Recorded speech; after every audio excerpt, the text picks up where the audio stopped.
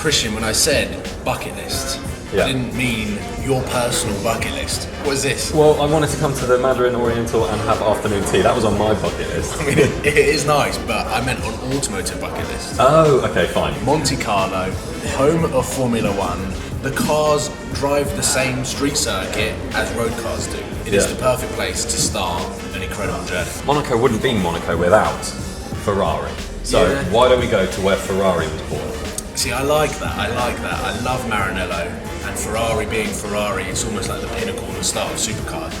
But I still think Monaco is the best place to start, and we can work our way from there and dot around Europe, creating the perfect automotive bucket list. Okay. Yeah? All right. Let's go to Monaco first. Okay, we can finish this first, yeah? Okay, sure.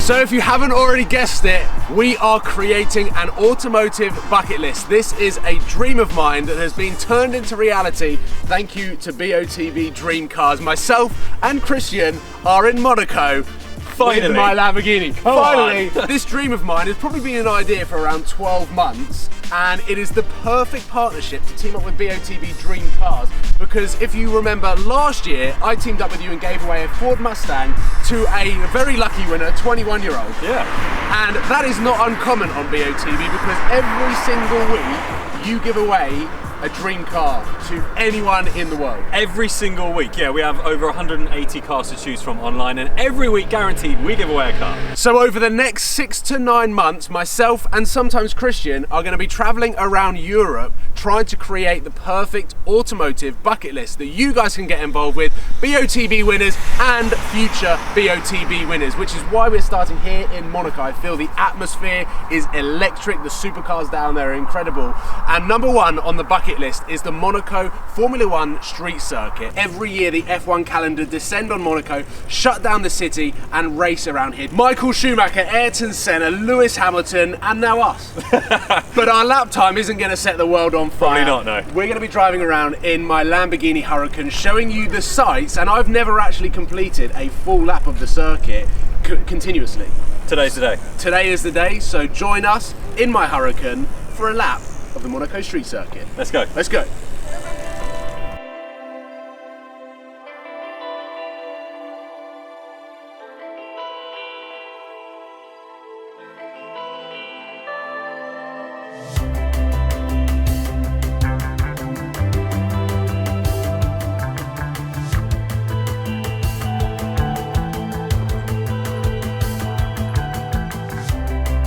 I'm feeling a little nervous about kicking off the bucket list, but we are on the start-finish straight. Yep.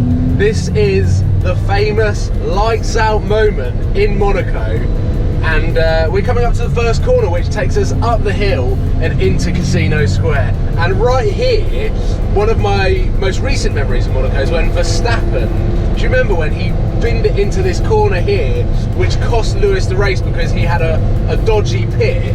He was in pole, he was first, and he pitted, and it was a team error, and he didn't come first, and he was gutted. So up here, you can see that Monaco are making preparations for the Formula One, but it's not just the Formula One.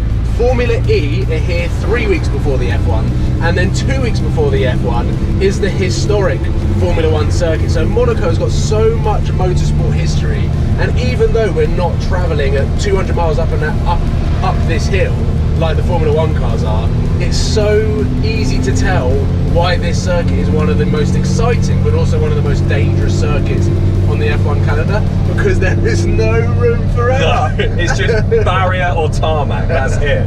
And you were saying, how many corners are there on the F1 There's circuit? 19 in total. 19 in total. Yeah, and I mean, just, it's so iconic, this circuit, because it's a city racetrack. You've got all these kind of, the elevation you don't get in any other circuit. You're going up, you're going down. Some of the corners that they've got are just insane. We're coming into my favourite part of the whole race. Okay, Casino Square. Casino Square is just, iconic, and to see cars absolutely flat out around this roundabout that they do is mad. I know. Because now we're driving around and, you know, there's Rolls Royces, Bentleys, Ferraris just everywhere. Yet they never sound like the sound of the Formula One car going around this. I know. And to those that are probably picking up, there's loads of supercars parked outside. Oh, GTC 4, look at that. Oh yeah, it's brand new.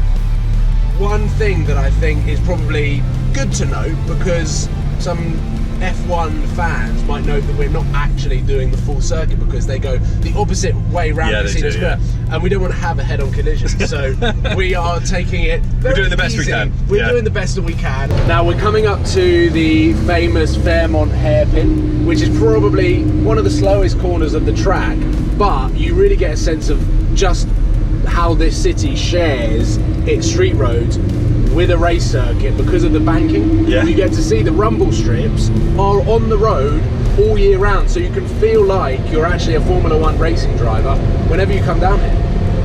It's so cool. Like, it feels like you're on a track, but there are just general public everywhere.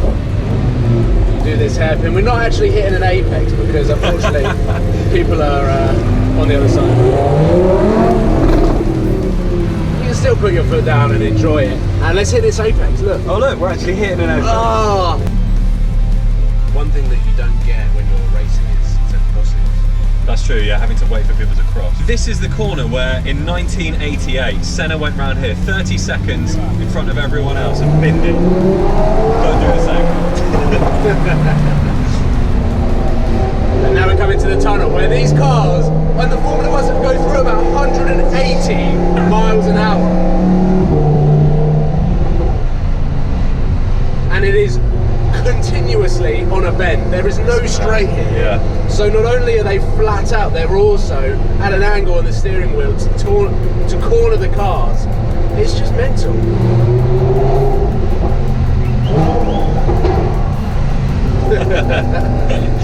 And I think, I'm not sure whether the camera just picked that up there, but the amount of appreciation that there is for cars here is one of the greatest reasons why I love Monaco so much, because people come here and they expect to see this level of lifestyle that cannot be achieved anywhere else in the world. Now this is a perfect example of the supercars.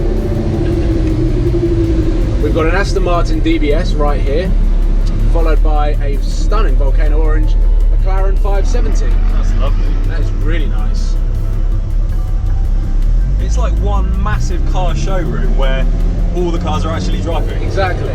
It is an incredible place. The weather is 80% of the time around the year bang on. So it's not like there's only specific times where you can come down to Monaco. You can enjoy this place anytime. And coming into the port now, the yachts on display, these yachts actually turn into essentially what is nightclubs during the Monaco Formula One weekend. You see them on TV and you're like, I need an invite.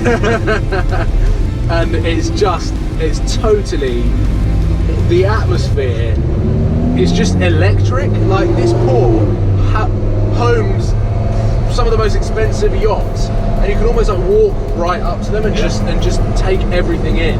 And because everything's so small, you can walk from one side of Monaco to the other in about half an hour. So you can hit so many places and just really take in the full Monaco experience. And we're now coming into the final couple of corners, which is Rascasse, and also into the pits, which is all currently being built and constructed for Formula E, which kicks off in a matter of weeks. And we're coming to complete my first ever lap of the Monaco street circuit and the end of bucket list number 1, which shows what Monaco is. It is not just about what is available in the Principality of Monaco. The reason why I wanted to select this as bucket list number 1 is the drive down is something special. For the first half, you're on motorways and it's a bit of a long slog, but second, as soon as you start hitting some hills and the Alps, the roads become a completely different beast. You can really enjoy whatever car you're in. It's not necessarily a Lamborghini or a supercar. You can go in a hot hatch, you can go in any car and have so much fun driving down to Monaco.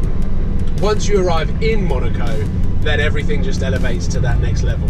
So if anyone does win a car on BOTB, You have to come down here. And Bucket list number 1. 100%. Tick Monaco and the F1 street circuit off your list of driving your dream car. Tick. Done. Tick. So there it is. That is the full lap of the Monaco Formula 1 circuit. Did you enjoy it? Oh, yeah, that was insane. It was so good. And this car, it performed well. Yeah. But like you said, there was so much variety out there. Fits quite nicely with BOTB Dreamcars because how many? There's like what, 180 cars? Over 180 cars online, yeah. We've got the Lamborghini Huracan actually on there at the moment, so you could be winning. A Lamborghini Huracan. Yeah. And then come down and do bucket list number 1. Yeah. Bucket list number 2, we're headed up to Scotland. We're going to do the North Coast 500. I've always wanted to do the entire lap around the north of Scotland, right up in the Highlands, so that is going to be insane. And there are 2 cars that are going to be doing it, and me and you are going to go head to head. Okay. So it should be fun. I like a competition. Thank you so much for tuning in. Please give it a thumbs up and subscribe if you haven't already. Check the links in the description for BOTB Dreamcars and how you can sign up and get involved with the bucket list. It is going to be an awesome series that has just been kicked off in Monaco. So let's head to Scotland. Let's go to Scotland. See you there.